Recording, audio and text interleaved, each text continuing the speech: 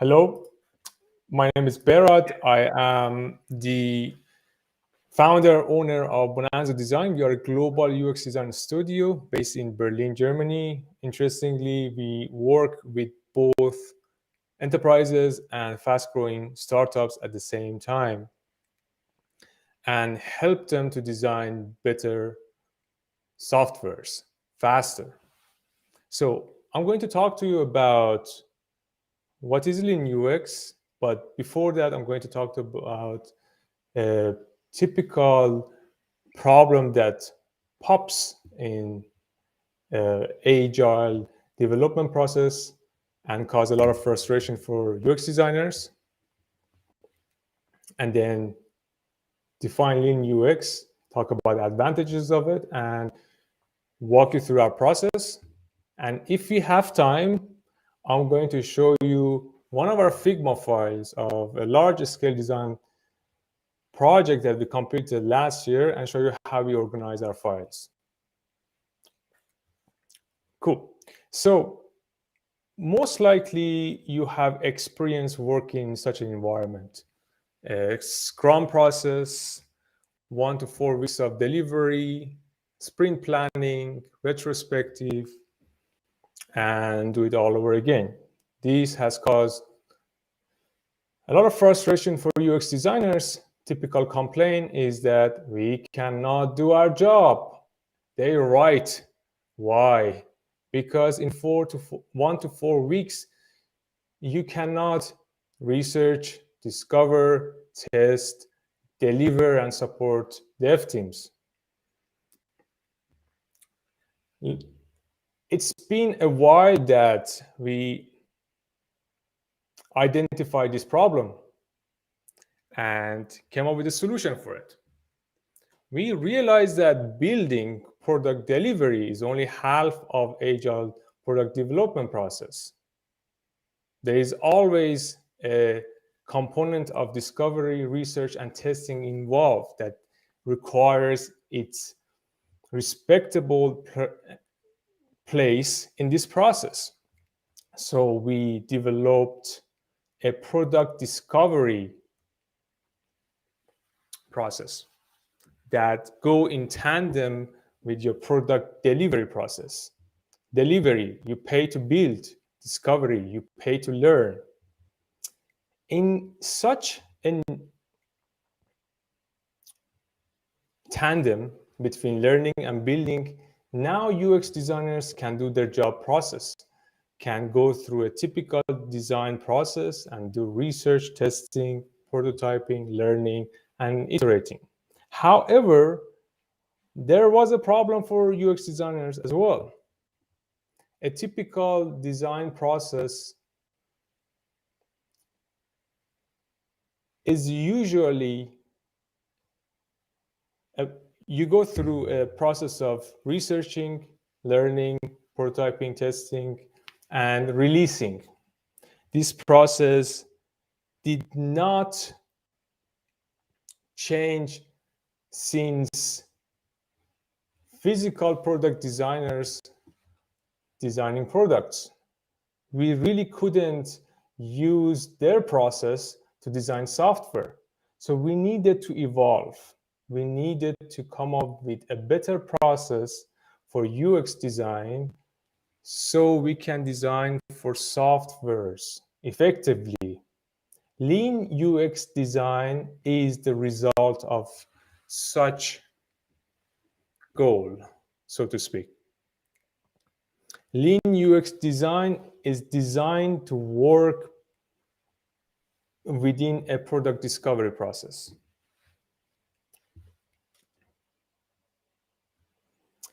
So let's dive deep and talk about what is Lean UX.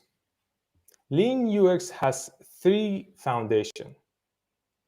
It is inspired and based on Agile mindset. Within a Lean UX design process, you cannot work forever. You need to work within sprints. A sprint is usually take between 1 to 3 weeks. And you need to be able to condense an entire design process within that sprint. That's the first foundation of Lean UX.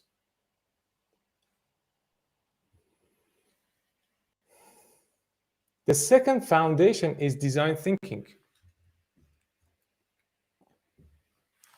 Design thinking is core for Lean UX. Why?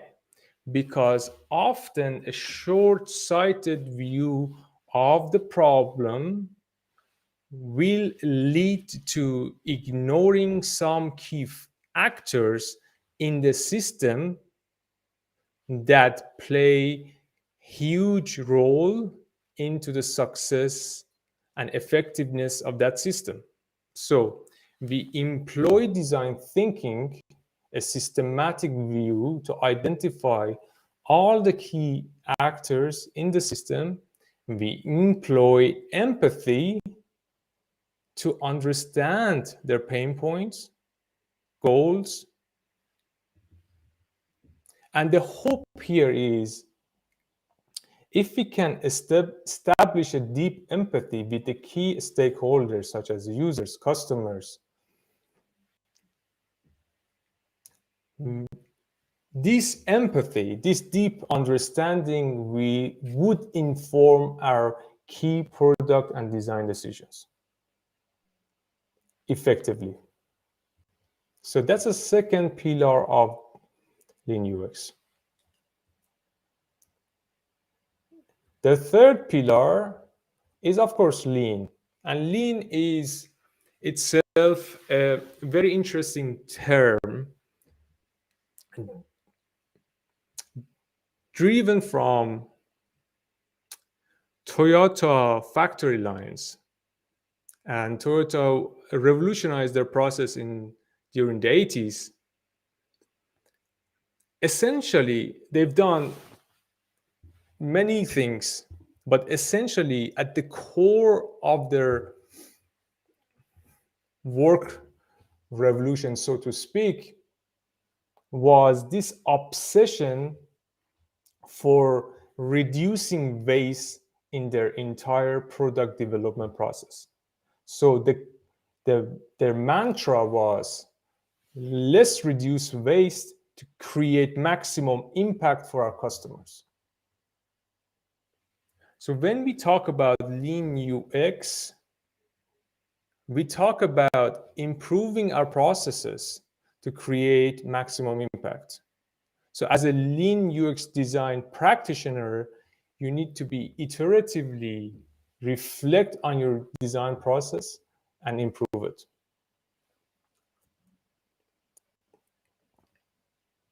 So what are the advantages of Lean UX, and why should your company, startup, adhere and employ such a new mindset?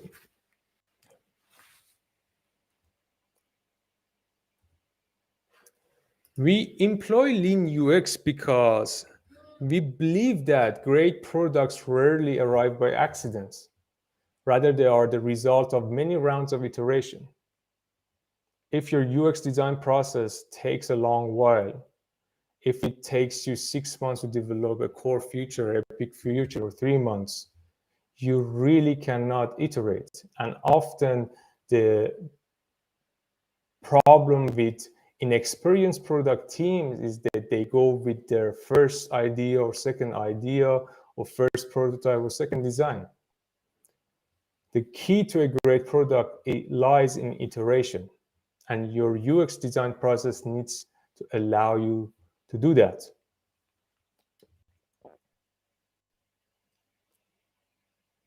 Another big advantage of Lean UX is it helps you to maximize your learning. In 2023, my friends, your key competitive advantage is about learning faster than your competitor, not shipping faster.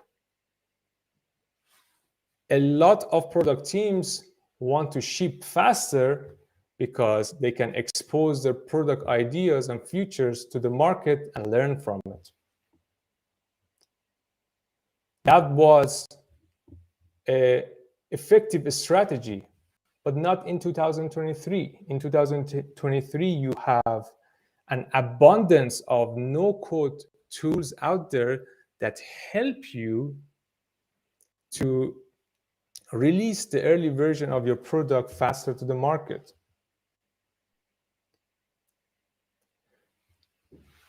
One thing that you want to not also pay attention that not all the learnings that you want to gain are equal in terms of cost and efforts. The learnings that you gain in the production is costlier than the learnings that you could gain in the pre-built discovery phase. Also, if you launch a feature and if it was a mistake, undoing that feature is costlier as well. So as a product team, you want to strategically gain most of your learning in the pre-built, in the discovery phase.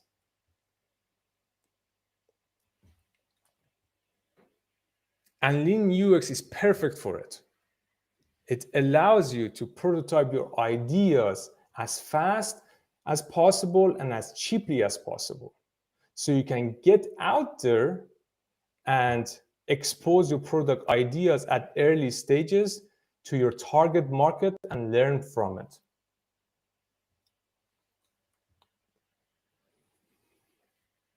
Talking about product, in 2023, you need to change your perspective of what a product is. In 2022, we've had clients that, based off the interactive prototypes that we designed for them, they have raised seven-figure investment, they have closed contracts. So if by definition a product is a systematic workflow that solve a target group pain points in exchange for monetary value, the interactive prototypes is the first version of your product. So you can gain a lot of learnings using no-code solutions as fast as possible, as quickly as possible, as cheaply as possible using Lean UX.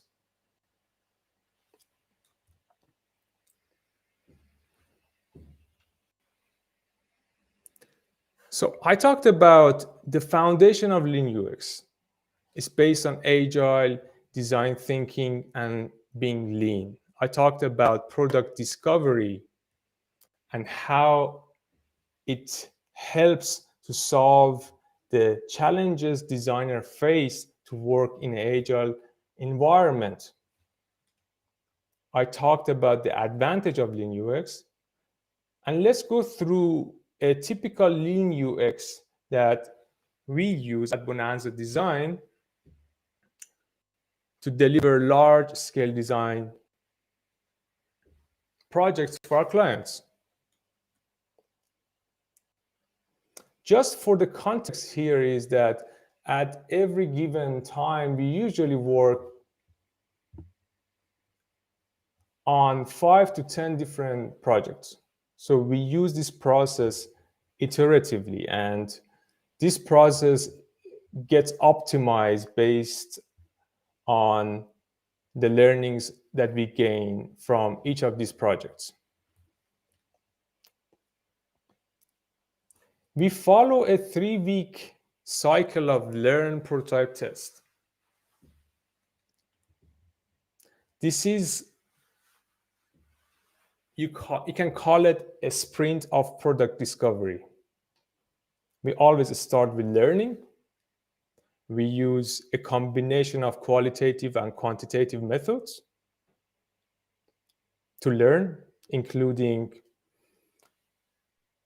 expert interviews, customer interviews, user interviews, trend analysis, market research, competitive research.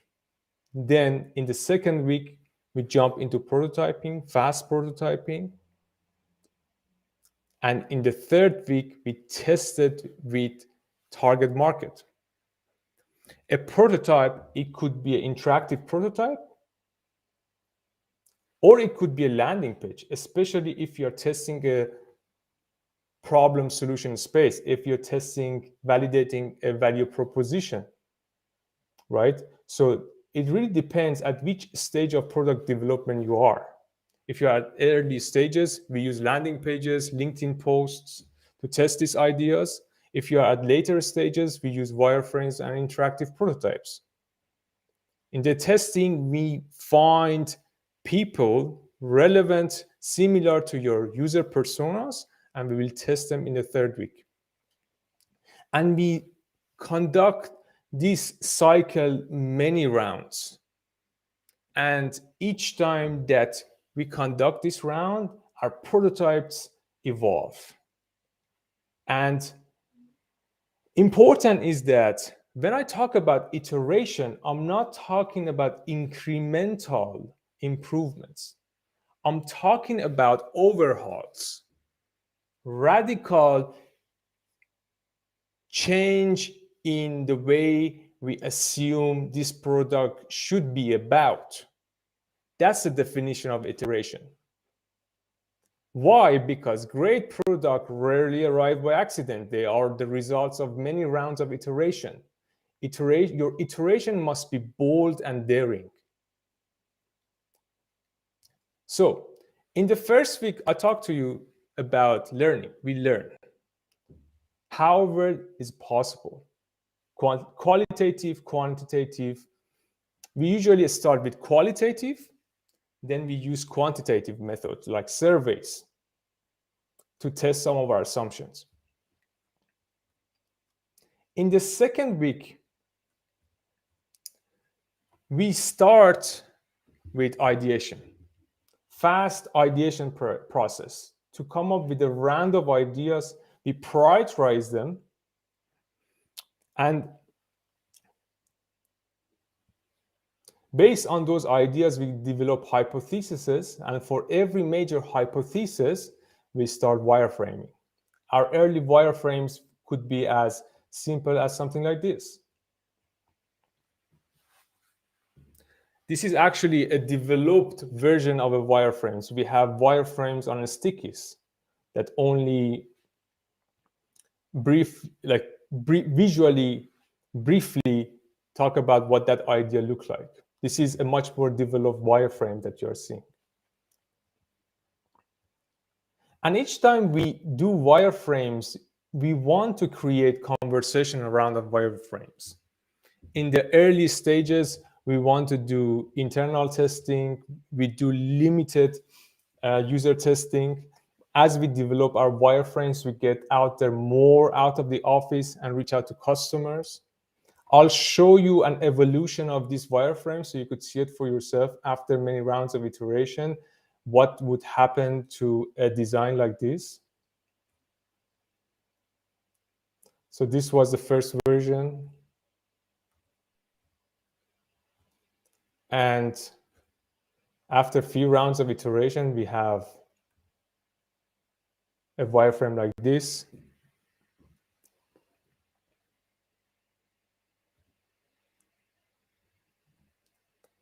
And when we develop wireframes, then we get them to test. This testing could be interactive prototypes. This testing could be going to a cafe and showing a landing page to a random person and get their impression.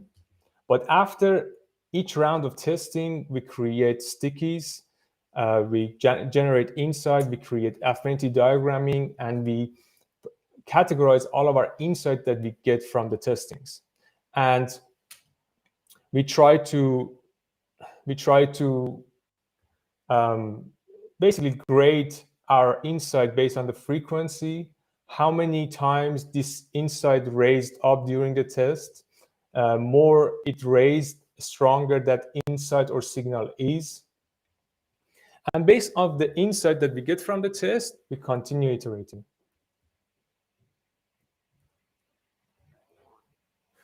And this is the high fidelity version of the wireframe that I showed you.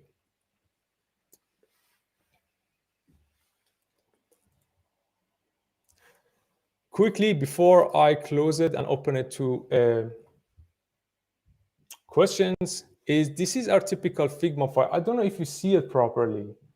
I hope you see it properly. On the left side, we have different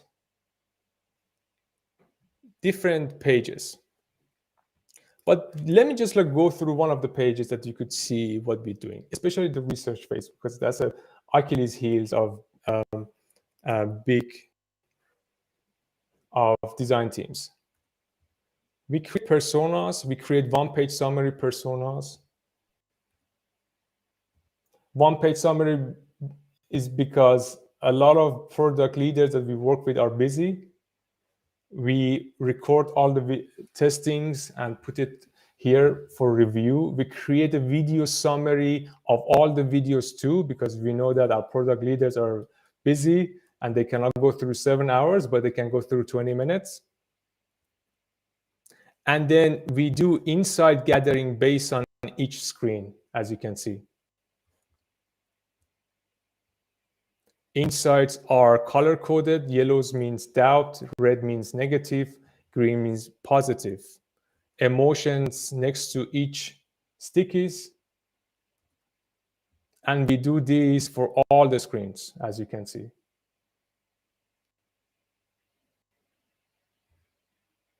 If I zoom out, you could see different rounds of user testing that we conducted. This is one round. This is another round here. This is another round below. And this is another round.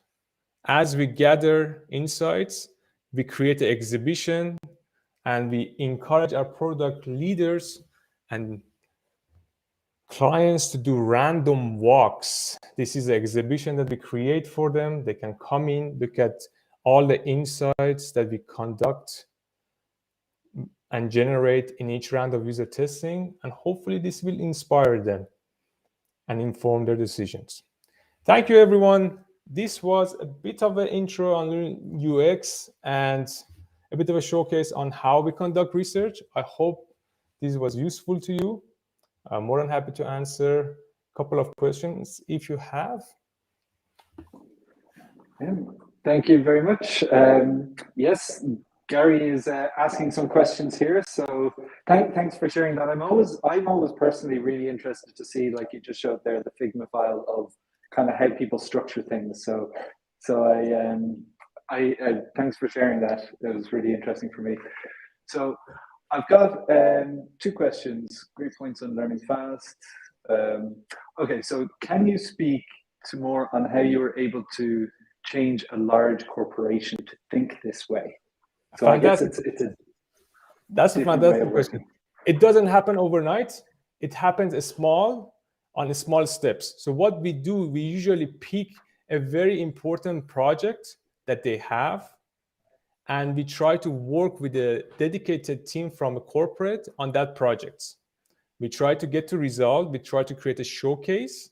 And as we are getting to success, hopefully on that project, we will try to work with other teams. So we start to train few teams in the beginning, and we try to basically plant the seed in some core teams. And then after a time frame between 3 to 12 months, then we see that couple of teams or like some teams have been training with these new ways of working. Then we will try to evangelize that process for larger groups of people in that corporate. Great. Yeah, change is never a quick thing. I have one. I love that Figma structure you had, but it kind of went from personas straight to screens. Do you do an intermediary step before of trying to figure out what screens you'll need, or really understanding the problem space before you get to the step of having screens? Oh yeah, there's a lot of messiness in between that we don't show in the presentation, because these are the exhibitions that we create and is for review of all the teams of our clients. So sometimes like there is like 25 pairs of eyes go to these Figma files and look at the insight. So we try to, when we create exhibitions as such, we try to be really strategic about the key insight that we are presenting, but we usually go through a messy process of guessing of who our user personas are, then go through ideation, especially on stickies, then go through storyboarding. From the storyboarding, we go through paper ideations, then wireframing, then prototypes and interactive ones. So it's a very messy process. That's itself another topic. In case Rory, you want to invite me for that, more than happy to give a presentation on that. But yeah, it's very messy in that sense. Okay, great. I was just making sure that I wasn't missing something, and so the step is happening, or many steps. Brilliant. I have a new one here. What are your thoughts on the typical lean UX cat? So I think Jeff Gotthelf. I think it's a fantastic framework, and you should use it if you don't have experience with Lean UX. But in the book itself, Jeff says that you can ignore this canvas and do it if you're a practitioner. So always my answer to my UX students here is that use a framework that is tested and is popular, because that gives you a framework. And as you gain practice and experience in your process, then you can ignore that framework and do it yourself. Yeah, no, it's great. It's I think it's when you become an expert in something, you no longer need the crutches or the prompts that like the beginners need. Exactly. Excellent. Well, I think that brings us to the end of time. So thank you very much. We're getting some good feedback there on the chat that people enjoyed the talk. So thank you for sharing. And yeah, I think that brings us to an end. So once again, thank you, Behrad. My pleasure.